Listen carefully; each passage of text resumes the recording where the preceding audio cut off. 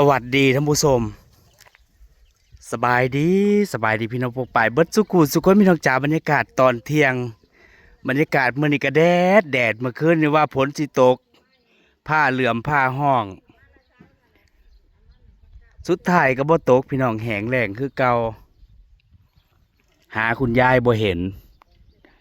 พออยู่ในเฮือนก็มีแต่น้องทำผู้เดียวบ่มีคนอยู่มาถามยายรุ่นก็ว่า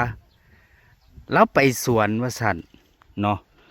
ยันแล้วตกสระตกน้ำปกติแต่ละมื้อแล้วก็เข้าสวนนั่นออกสวนนี่หาบ่เห็นเป็นชั่วโมงมาถามยายรุ่นหัวเห็นแล้วมาทางนี้พูนพี่น้องเบิ่งแน่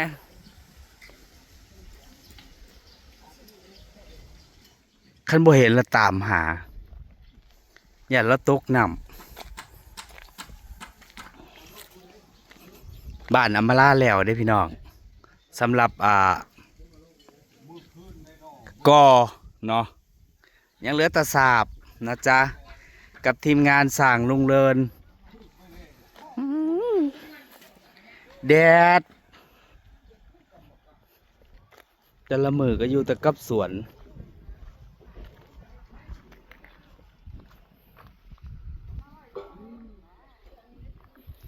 ขุดเอียงละคุณยายโอ้จักเจ้าจิมันยากเอียงกับสวนเขาเบิ่งแน่มิตรหญ้าแผกหญ้าคาแล้วไปซาบออกอันนี้มิตรป้าหญ้าคาได้พี่น้อง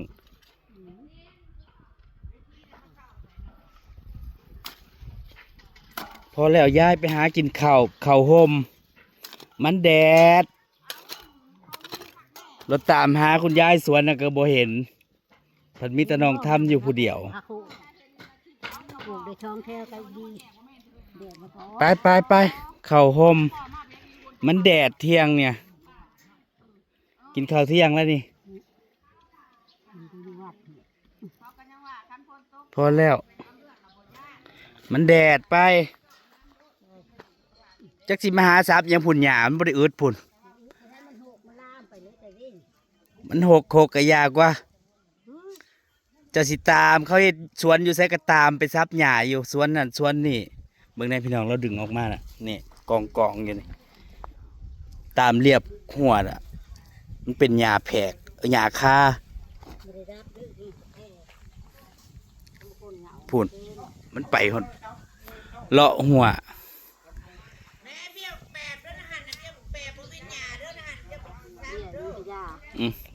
แล้วซับถิ่มเบิ่แล้วบางเทื่อเพิ่นปลูกนั่นปลูกนี่ไว้นะบ่บอกแล้วเราบ่ฮู้ว่ามันเป็นเบี้ยหยังต้นหยังแล้วก็ซับถิ่มดึงถิ่มซับหญ้าบ่ได้ซับซื้อเด้อพี่น้องใส่ถุงใส่อันนี้พอแล้วยายแดดก็บ่ได้ว่าแดดรถนั่นย่างก็เซ่สายเซ่ควยแต่ว่าเฮ็ดเบิดมื้อ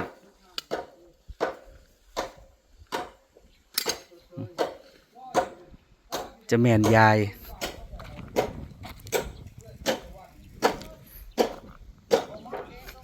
พุ่นไปพุ่นจะได้กระตกคลองอำมาลาอีกไปหายางแต่ว่าขาเราบริดีได้ยางจังเปะจังปะแต่ว่าอยู่สวนน่ะอยู่เบิดมือแดดก็บ่ได้ว่าแดดร้อนก็บ่ได้ว่าร้อนฝนก็บ่ได้สน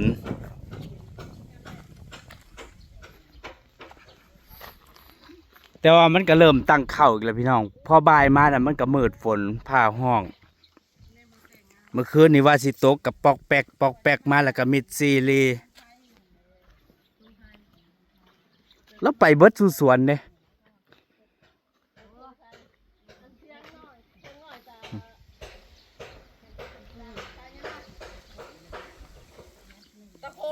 ล้างมือกินข้าว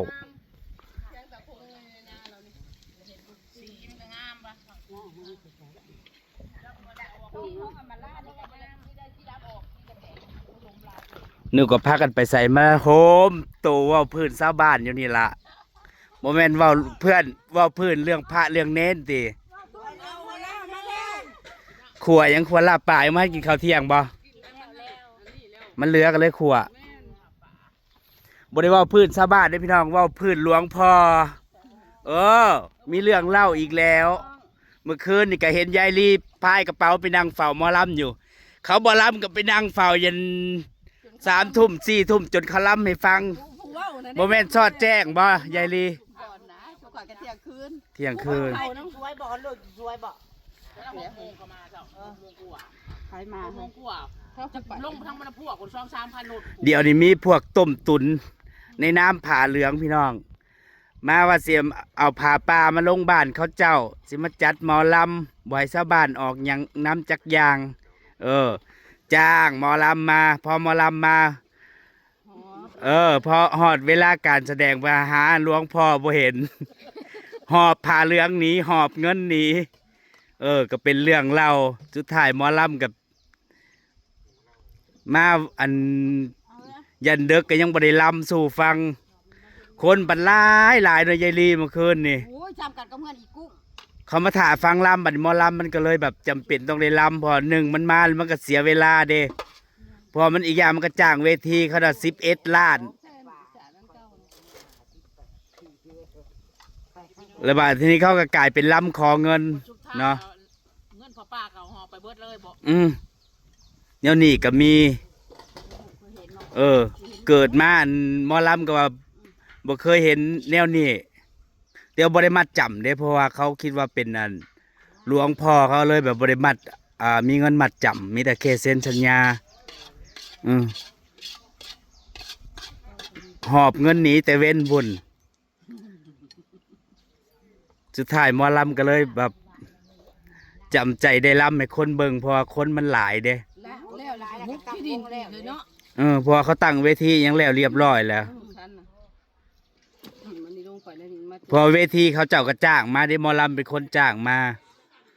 มันก็เลยได้เสียเนาะสรุปแล้วจักได้เงินจากล้านบ่จักหมื่นเพราะว่าชาวบ้านและเก็บซอย ก็มากินข้าว ไปกินข้าวคุณยาย เนื้อ เบิ่งในเปียก อันนี้เขากินข้าวเที่ยงแล้วคุณยายนั่นท่านก็ออกจากสวน เขามุนเอาท่านมาบอก ยัง เขาแซ่กันแล้ว หากว่าจับได้แล้ว บักโมโลนี่ดิ จะไปดิ หากว่าเขาจับได้ตั้งแต่คืนเลยเนาะ ยังไม่ได้เท่า เขาประกาศว่าจับได้แล้ว ยังไงเนาะอย่างน้ำแม่เนี่ย แต่ว่ากันหนาก็คือโจรอยู่ สองคนบอก ผู้เดียว แล้วก็ ชาวบ้านก็หลงเสือ ว่าสินำขบวนผ้าป่ามาถวายผ้าป่าแล้วก็จ้างหมอลำให้พอจัดงานไปแล้วเพราะว่า หายกิบเขากีบเมฆ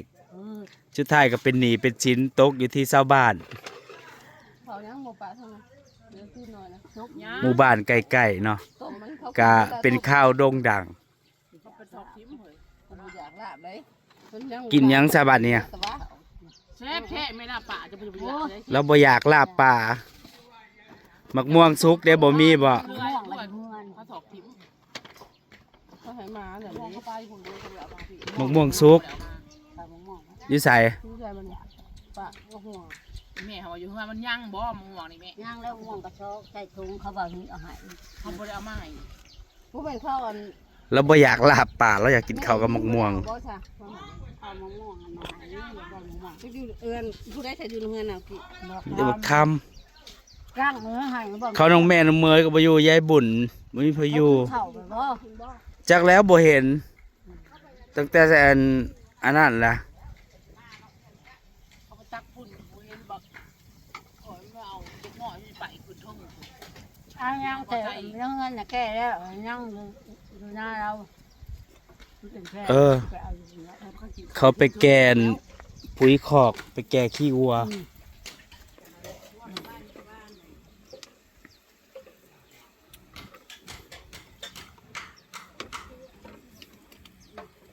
ยายรวยออกมาแต่เช้าพุ่น ตัวตึกนะเสียหยาไปน้อยเดียวนี่หยาเราไปเกี่ยวนี่ไง นั่นเด้เพราะว่าเราก็มืดฝนไม่กันเด้มืดฝนมาอีกแล้วเมื่อคืนก็ว่าฝนสิตกเมื่อเดือนพี่น้องเมฆหนาเด้เมฆหนามาอีกแล้ว เดี๋ยวก็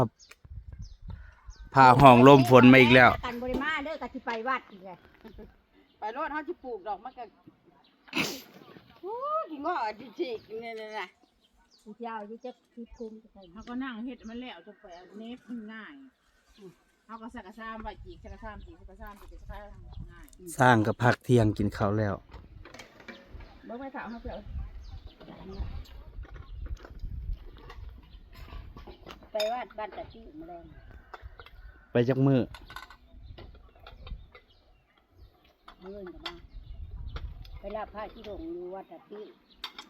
ได้บาทแล้วคุณมาลายมือแล้วเมื่อนดูเขา ปลาก็ยังต้องมีเคี่ยวมันจะกระลากสักหน่อยนะครับปีกโลด เมื่อใช่ตู้แช่แล้วไว้ไปคุณเล่นคือไปแล้วมือเท่าคุณแล้วมัน ปี ไม่ ก กลัว ไข่ เนาะ เนาะค่ะ บ่ มืดฝนมาอีกแล้วท่านผู้ชม กลัวเขาพี่ เมฆหนาเด้ ยังมือเท่าของอาหารคุณโตเขาไม่กลัวเขาพี่ซื้อใบแมลงแม่บาปได้เว้นยายจ่าย ยังกระยาคนว่าเนาะยัง สรุปแล้ววันนี้มาซุ่มแซว YouTube อำมาลาพี่น้องจ๋าปลูกหยังไหวก็ต้องได้รดน้ำซุมื้อ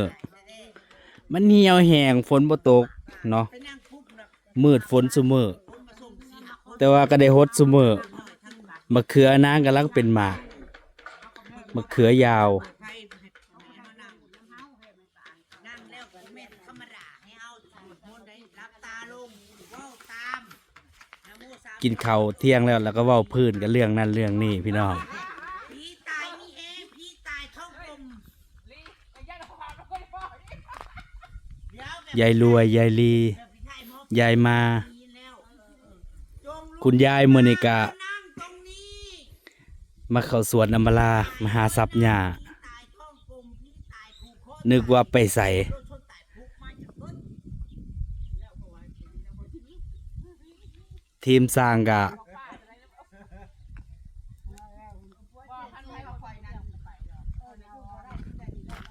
ใกล้สิแล้วล่ะเนาะก็สิได้สาบต่อ